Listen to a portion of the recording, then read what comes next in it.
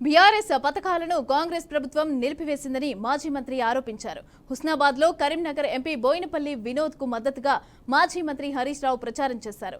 రేవంత్ సర్కార్ ప్రజలను మోసం చేసిందని మండిపడ్డారు.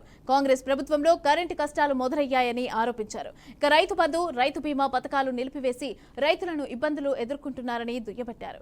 ఇక పార్లమెంటు ఎన్నికల్లో ప్రజలు కాంగ్రెస్ కు బుద్ధి చెప్పాలని ఆయన పిలుపునిచ్చారు. అరే నువ్వు గెలిచి 5 ఏళ్ళ కండిషన్ చేయి, పైసా పని చేస్తే చెప్పమని. అరే హుస్నాబాద్ లో మా సతీష్ అని అడుగుంటే నేను కోట్ల రూపాయలు తెచ్చి గల్లి సీసీ రోడ్ పోయలేదా? నిన్న సాయంత్రం కూడా 6 గంటలకు సరూర్ నగర్ లో ఎల్బీ నగర్ స్టేడియంలో కూలర్లు పెట్టి ఫ్యాన్ వేసి కుర్చీలు పెడితే రాహుల్ గాంధీ మీటింగ్ కు 30,000 కుర్చీలు ఎత్తే 3,000 మంది రాలి. అంటే ఏమర్థమైంది? రేవంత్ రెడ్డి మిగిలిపుట్టు పోయి రోడ్డు మీద దండం పెట్టిన లోపల రాండి అని బతిలాడుకున్నాడు. రాహుల్ గాంధీ మీద ఇద్దరు అని బతిలాడుకున్నాడు.